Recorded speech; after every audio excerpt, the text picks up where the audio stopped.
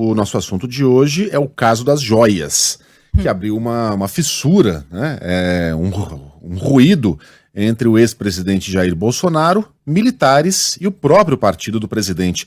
Conta pra gente, Mônica, bom dia. Aliás, hoje, excepcionalmente, a Mônica está sem imagem. Conta pra gente, Mônica, bom dia. Oi, gente, estou num lugar um pouco instável aqui, vamos ver se ela volta de vez em quando a imagem aí, mas o fato é, Megali, bom dia em primeiro lugar, né? Mas o fato é que o caso das joias que o Jair Bolsonaro ganhou dos árabes e que foram apreendidas pela Receita Federal está causando uma primeira fissura importante entre o grupo, vamos dizer, mais civil, próximo do ex-presidente da República, e os militares. Né? O que eles vêm apontando, esse grupo? Eles vêm apontando responsabilidades, ou mesmo jogando a culpa, vamos dizer assim, Megali, pela exposição do Bolsonaro nesse episódio. Eu cheguei até a ouvir de um deles que o ex-presidente está sendo traído pelos militares. O que eles dizem? O primeiro a ser criticado é o almirante Bento Albuquerque, que era ministro das Minas e Energia e foi o portador desse presente. Né? Ele teria sido desastrado no transporte do presente, que na visão desse grupo, Megali, poderia ter passado por uma mala diplomática, né, pelo aeroporto. Pela lei e por convenções internacionais, uma mala diplomática não pode ser aberta. Então, nessa mala diplomática podem vir documentos e, eventualmente, um objeto enviado de governo a governo, né? Então, poderia entrar no Brasil dessa forma e hoje esse problema não existiria. Isso tudo na visão desse grupo bem próximo do presidente da República. Mas isso não foi feito e o então ministro, ao desembarcar, teria inclusive deixado a equipe para trás com esse mico, o Megali, mico não, né? Com esse probleminha de 16 milhões de reais, que é o valor estimado para essas joias. Depois disso, o desastre teria seguido pela demora, pela lentidão em resolver o problema com a Receita e no final, agora que a bomba das joias explodiu, eles consideram que Bolsonaro está sem defesa, né? Que o PL não defende o presidente da República, que nenhum dos militares mais próximos do Bolsonaro, o ex-presidente da República, melhor dizendo, que nenhum dos militares próximos do Bolsonaro está defendendo ele, que é um silêncio total, que mais uma vez ele está solitário, que mais uma vez ele está isolado. O presidente da República, que a gente já tinha reportado aqui, né, Megali, que já vinha se sentindo traído pela Carla Zambelli, vinha se sentindo traído por Deus e todo mundo. Então, portanto, está aí o presidente com mais um grupo de apoio a ele, que está aí, do qual ele se sente isolado, no mínimo, Megali. É engraçada essa repercussão, né? Os caras estão chateados, não porque estão diante de uma suspeita muito forte de um escândalo de corrupção, de peculato, de tráfico de influência, possível lavagem de dinheiro, mas porque o Bento Albuquerque foi descuidado ao trazer o presente, deveria ter colocado numa mala diplomática, usado sua prerrogativa de... Isso me lembra aquele filme, guardadas todas as proporções, tá? O Discreto Charme da Burguesia, do Luiz Buñuel, vocês devem lembrar, em que os ricaços lá, ele aponta lá a hipocrisia, né, da burguesia europeia, os ricaços usavam seus passaportes diplomáticos para trazer pacotes de cocaína da América do Sul para a Europa. Então é com isso que eles estão chateados? Com o fato de o Bento Albuquerque não ter usado a sua prerrogativa diplomática para poder muquear os presentes caríssimos para o presidente e para a esposa? Pô, até na hora de se indignar, esses caras estão errados, diga, Mônica. Essa coisa de presente ela é muito, muito mal resolvida no Brasil, né, Megali? Porque o presente, ele é declarado um bem público, né? Então a pessoa que recebe a Dilma, o Lula, o Bolsonaro, qualquer presidente, não estou falando aqui de como isso foi feito, tá? De como isso entrou no Brasil, eu estou falando assim no geral. E depois o presidente da República fica responsável, se for para o acervo pessoal dele, ele fica responsável por todos os objetos, se for para o acervo do Estado, não, o Estado paga. E aí quem que paga? É muita coisa, eu me recordo quando teve a questão do acervo do Lula, né? Você se lembra que uma empreiteira pagou o transporte do acervo do Lula, manutenção do acervo? Como é que você resolve isso, né? Houve uma tentativa um tempo de se resolver doando para universidades. Então, por exemplo, o acervo do Itamar ficaria na Universidade de Minas Gerais, o do Sarney na Universidade do Maranhão, do Collor na Universidade de Alagoas, do Lula na Universidade do ABC, e assim por diante. Mas isso também não foi resolvido, porque seria preciso dinheiro público, e, enfim, uma coisa aí meio insolúvel, essa coisa da manutenção desses presentes. Mas aqui a gente está diante de um outro caso, que é a tentativa de se entrar sem declarar, né, que o presente estava sendo recebido. É, né, uma outra questão, né, Megali? Respondendo a pergunta que a gente estava se fazendo fora do ar aqui, para onde vão essas joias? Vão ficar retidas até irem a leilão, depois de... Quanto tempo será, hein? Ah, tem um protocolo para isso. Tem, né? Mas aí... E se ninguém comprar? E se ninguém comprar? Pô, aí vocês estão querendo demais, né? Mas, sei lá, sempre vai ter alguém que vai comprar, porque se oferece lá por 40% do valor, sempre vai ter alguém que vai ter essa grana né? Em geral é isso, você bota lá 40% do valor inicial. E aí, leilão. Sempre vai ter alguém que vai estar interessado num troço desse. E aí o dinheiro vai pra onde? Pra União. Cofres. União. Sim. Tá. Você vai se lembrar Cofres que o Ministério da Fazenda destravou recentemente lá alguns itens da Receita.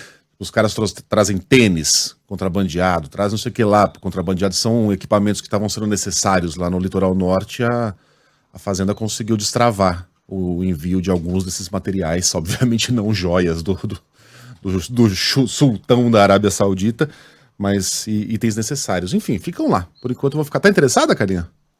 Então, tá pensando no lance dela já, né? Eu acho Você que sabe, nós não temos tempo, não sei ainda. Temos sim, hoje tá Mas cedo. uma vez eu fui, enfim, estava fora do Brasil e fui visitar uma joalheria dessas de primeiríssima linha. E aí tinha um especialista em joias e tudo. Eu falei, quais são as brasileiras, né, que compram aqui? E ele falou, as brasileiras, por mais ricas que sejam, né, por mais milionárias que sejam, não tem bala para comprar determinadas joias. Só os árabes têm bala para comprar determinadas joias, que são joias hiper caras, né? Então, só para a gente ter essa consciência, ô Megali, que talvez a gente não tenha um grande público interessado nessas joias aqui no Brasil, não, viu? Eu acho que essas joias vão ser aquele pepino, aquele mico que não vai ter destinação ao final, né? Corre o risco de não ter uma destinação? Pode ser que sim, a não ser que seja um leilão internacional, daí eu acho que é bem mais fácil, né? Mas aí, ó, o lance mínimo é o valor da avaliação, é bem mais abaixo. Costuma ser uma coisa de 40% a 50%.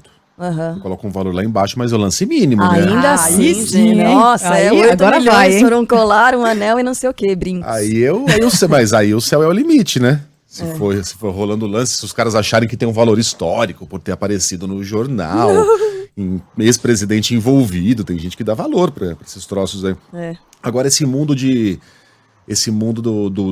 mega luxo é muito curioso, né, Mônica? É muito curioso. Eu fiquei espantada, não tem brasileira. Não, olha, dinheiro demais. Não vou nem citar nome, mas talvez, vamos dizer, uma brasileira da família de um banqueiro internacional Safra, que é brasileiro. Safra, vai, Mônica. Aí sim, parece que sim, que tinha na família alguma joia equivalente. Mas se não, olha, as joias das brasileiras são boas, das brasileiras que a gente está falando muito, muito ricas, mas não são, assim, se você colocar no plano internacional, você não tem ninguém com uma joia assim tão valiosa, né? É curioso, eu não sabia, não. E aí eu tava com a minha filha e essa pessoa quis colocar um anel no dedo dela só para ela posar pra foto. Eu falei, não coloca, porque vai que cai no chão esse negócio, gente, eu vou ficar presa aqui, nunca mais vou sair dessa... Porque eu não tenho a menor condição, são milhões e milhões. Pô, a gente tá vendo aí, 16 milhões um conjunto, 16 milhões. Pega o escândalo do Sérgio Cabral das joias que ele comprava para Adriana Anselmo e você compara os preços, ô Megali. Aquelas eram 400 mil, não era? Não era 800 mil reais, era um negócio assim. Agora a gente tá falando de 16 perto milhões. dessa joia que eles iam dar para Michele Bolsonaro. Nossa, e aquelas eram de loja cara, né? Não era Cartier? Ou o que era? Tiffany's? Não era um negócio assim? Então, se tiver uma busca rápida, quer dizer, não chega aos pés, é isso, né? Então a gente tá falando de realmente uma joia padrão árabe. Então, eu tava conversando com um cara que mora no Catar, lá no Catar, né? Que trabalha nesse meio aí de shopping center e etc. E todo shopping que você vai lá, até o shopping mais furreca tem uma loja da Prada, uma da Cartier, uma coisa de louco. Eu até pergunto, porque falei, cara, quantas lojas da Prada podem existir numa cidade de 3 milhões de habitantes, né? Em que boa parte da população, enfim, não tem grana pra nem passar em frente a uma loja dessas. Ele me contou, Mônica, que tem muitos daqueles caras muito ricos, europeus ou locais mesmo, que tem esposas que não podem trabalhar, porque as leis lá são draconianas com as mulheres são tratadas como subgente, então elas não podem trabalhar. Mas elas podem ser donas de lojas, isso elas podem. Então elas têm as lojas. Esses ricaços aí, para que a mulher tenha uma ocupação, olha que loucura, abrem lojas da Cartier, da Louboutin, da Prada, que dão um prejuízo tremendo, mas o cara consegue aguentar, né? Dinheiro para ter um emprego para a mulher. Para que a mulher tenha uma atividade, melhor dizendo, né? Para que ela tenha uma ocupação. Olha agora você está me lembrando, agora a gente está na nossa conversa da Danusa Leão, que faleceu já, né? Colunista brasileira, maravilhosa, que ela disse que no livro dela, ela disse que uma vez ela pediu emprestadas as joias da Lili Marinho para ir no casamento, que era um colar, eu não me lembro desse colar, de esmeraldas e brincos, caríssimos, brilhantes e brincos. E que a Danusa era o sonho dela usar uma joia dessa. Mas que ela disse que ela foi e que ela tinha tanto medo de perder o brinco que ela ficava às 24 horas, todo o tempo, botando a mão na orelha na festa. E em vez de curtir a festa, ela ficava achando que o brinco tinha caído. E que ela resolveu que nunca mais ia usar uma joia na vida dela, nesse quilate, porque a preocupação era enorme. Que em vez de curtir a joia, ela ficava só com a mão no... para ver se o brinco ainda estava na orelha. É muito peso. Não é? Literalmente. Você tá com um triplex na Quinta Avenida, pendurado no lóbulo. Caramba. Olha, as do Sérgio Cabral e ex-mulher, que foram leiloadas, estavam avaliadas em mais de 750 mil reais, tá? E aí tinha, por exemplo, tinha um anel de mais de 100 mil reais. É a peça mais cara, o anel de 18 quilates. Mas tinha muita coisa, relógio H-Stern, par de brincos Tiffany, que você citou, colar, chopar, tinha. Né? Ó, um par de brincos. Mas assim, porrequinha, R$32.500. Isso, exatamente. Olha a pobreza.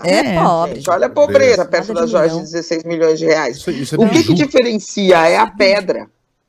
É a pedra que diferencia. Pobreza demais, né, gente? Então...